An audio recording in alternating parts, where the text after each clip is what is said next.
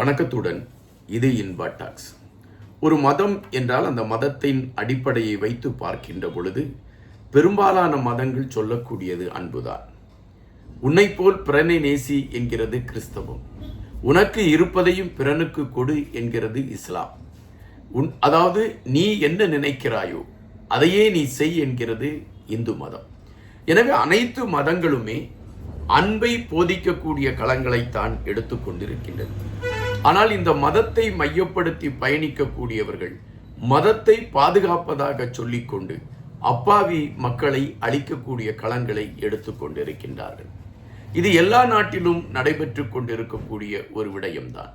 சில நேரங்களில் இந்தியா இந்த பாதிப்புகளுக்குள் சிக்கிக்கொள்ளக்கூடிய ஒரு களங்கள் அரங்கேறி இருக்கின்றன. 2008 நவம்பர் 26 அன்று மும்பையில் ஒரு தாக்குதல் நடைபெறுகிறது. அந்த தாக்குதல் என்னவென்றால், ஒரு குறிப்பிட்ட இடத்தை மையப்படுத்தி கண்ணில் கண்டவர்களையெல்லாம் சுட்டுக் கொள்கிறார்கள். அப்படி சுட்டுக் கொன்றதின் விளைவாக 3 நாட்கள் அந்த தொடர்ச்சியாக அந்த தாக்குதல் நடைபெறுகிறது. 26 ஆரம்பிக்கப்பட்ட தாக்குதல் 29 வரை தொடர்ந்தது என்பதுதான் பதிவு. அதில் சுமார் 164 பேர் மரணத்தை தழுவினார்கள். இது இந்தியாவிற்கு மிகப்பெரிய அதிர்ச்சியான ஒரு விடயமாக மாறி இருந்தது. எனவே இந்தியா இந்த மும்பை தாக்குதலை தன்னுடைய வரலாற்று பதிவுகளில் இருந்து அது மறக்க முடியாத ஒரு செய்தியாக இருந்தது என்பதுதான் நிஜம். காஷ்மீரை மையப்படுத்தி அவ்வப்போது இதுபோன்ற தாக்குதலை பாகிஸ்தானை சார்ந்தவருடைய தூண்டலின் அடிப்படையில் தீவிரவாத இயக்கங்கள் இந்தியாவின் மீது தாக்குதல் நடத்துவது என்பது நாம் பல காலங்கள் பார்த்திருக்கிறோம்.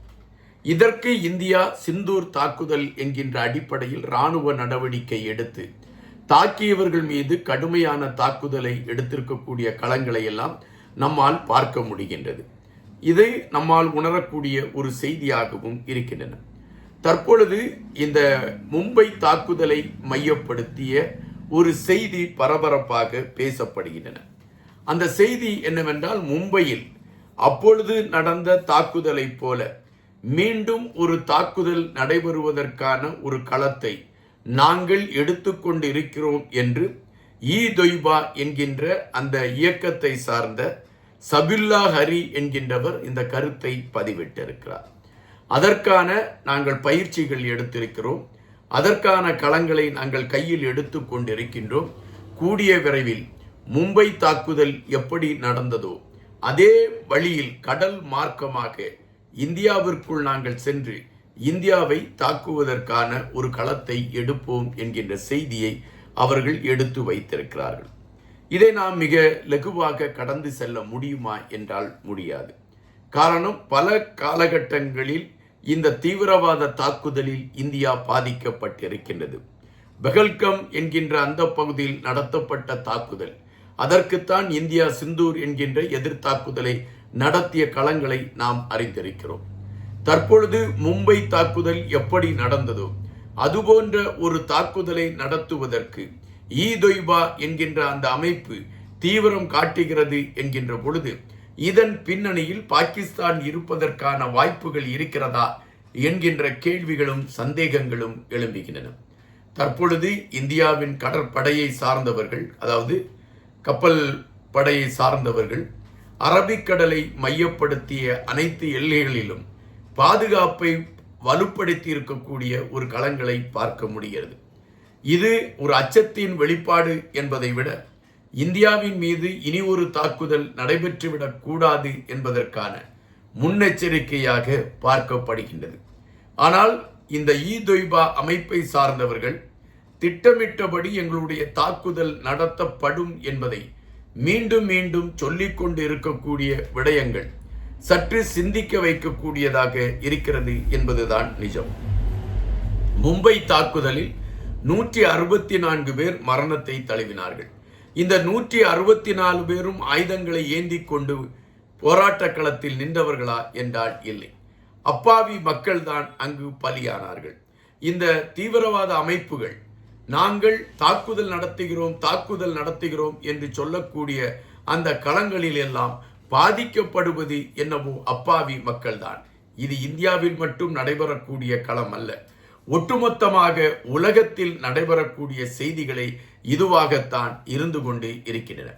தற்பொழுது மீண்டும் ஒரு அச்சத்தை கொடுக்கக்கூடிய செய்தியை ஈதொய்பா அமைப்பு எடுத்து வைத்திருக்கக்கூடிய களம் சற்று இந்தியர்களை உஷாராக இருக்க வைக்கக்கூடிய களங்களை நோக்கி நகர்ந்திருக்கிறது என்பதுதான் நிஜம்.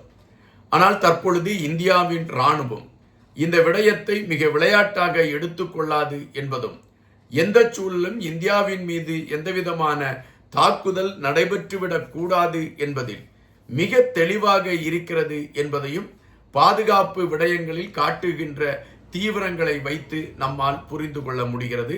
அதற்காக நடைபெற்று கொண்டிருக்கக்கூடிய களங்கள், அந்த அரபிக்கடல் பகுதிகளில் இராணுவங்கள் எடுத்திருக்கக்கூடிய முயற்சிகள், இவைகளை மையப்படுத்திய செய்திகள் மூலம் நம்மால் அறிந்து கொள்ள முடிகின்றது. ஆனால் இன்னொரு விடயத்தையும் இங்கு அரசியல் சார்ந்தவர்கள் பேசுகிறார்கள். இது இந்தியாவின் மீது கொண்ட காழ்ப்புணர்ச்சியின் காரணமாக திட்டமிட்டு பாகிஸ்தான் செய்யக்கூடிய சதியாகத்தான் இருக்கிறது என்றுதான் குறிப்பிடுகிறார்கள். மும்பை தாக்குதலின் போதும் இந்த தாக்குதலின் பின்னணியில் பாகிஸ்தான் தான் இருக்கிறது என்பது அழுத்தமாக தெரிந்த பொழுது, இந்தியா அதை மையப்படுத்திய கருத்துகள் பதிவிட்ட பொழுது பாகிஸ்தான் அதற்கு உடன்படாமல் எதிர்வினைகளைத்தான் செய்தது. பாகிஸ்தானுக்கும் இதற்கும் எல்லளவும் சம்பந்தம் இல்லை என்கின்ற விடயத்தை தான் எடுத்து வைத்தது. ஆனால் அதன் பின்பு ஆதாரங்களோடு இந்தியா எடுத்து வைத்த பொழுது பாகிஸ்தான் மௌன சாமியாராக மாறிக்கொண்ட களங்களை நம்மால் பார்க்க முடிகின்றது. தற்பொழுது நகர்ந்து கொண்டிருக்கக்கூடிய அனைத்து விடயங்களையும் வைத்து பார்க்கின்ற பொழுது மீண்டும் ஒரு தீவிரவாத தாக்குதலை மையப்படுத்திய களத்தை நோக்கி இந்த ஈதொய்பா இயக்கம் இந்தியாவின் மீது நடத்துவதற்கு தயாராகி கொண்டு இருக்கின்றதா? மதத்தை மையப்படுத்தியும், மதம் எதை சொல்கிறது என்பதை கணக்கிடாமல், தங்கள் மனதிற்குள் எது சரி என்று படுகிறதோ அதை கையில் எடுத்துக்கொண்டு அப்பாவி மக்களை அழிக்க துணிகின்ற இவர்களையெல்லாம் மதவாதிகள் என்கின்ற அடையாளத்தோடோ அல்லது இவர்கள் மத காவலர்கள் என்கின்ற அடையாளத்தோடோ பார்க்கக்கூடிய விடயம் என்பது மிகப்பெரிய கேவலமான ஒன்றாகத்தான் பார்க்க முடிகின்றது. தற்பொழுது நீங்கள் மதத்தை குறித்து பேசுங்கள், மதம் சார்ந்த கருத்துக்களை எடுத்து வையுங்கள். மதம் இதுதான் என்பதை மையப்படுத்தி அன்பில் அது சார்ந்த கருத்துக்களை எடுத்து வையுங்கள். ஆனால் நாங்கள் மதத்தை காக்கிறோம் என்று கையிலே துப்பாக்கியை எடுத்துக்கொண்டு பூங்காவில் விளையாடி கொண்டிருக்கக்கூடிய சிறு குழந்தைகளை கொல்வதும், அப்பாவி பெண்களை கொல்வதும், வழிப்போக்கர்களை கொல்வதும் என்று காட்டுமிராண்டித்தனத்தை விற்பனை செய்து கொண்டிருக்கக்கூடிய உங்களுடைய களங்கள் எப்பொழுதுதான் முடிவு காணும் என்கின்ற கேள்விதான் இப்பொழுது எல்லோர் மனதிலுமே எழும்பிக் கொண்டிருக்கின்றன. இவைகளே தொடர்ந்து கொண்டிருந்தால் ஒரு கட்டத்தில் மதமே தேவையில்லை என்கின்ற நிலைப்பாட்டை மக்கள் எடுத்து விடுவார்கள் என்பதுதான் நிஜம். நன்றியுடன் இன்பா.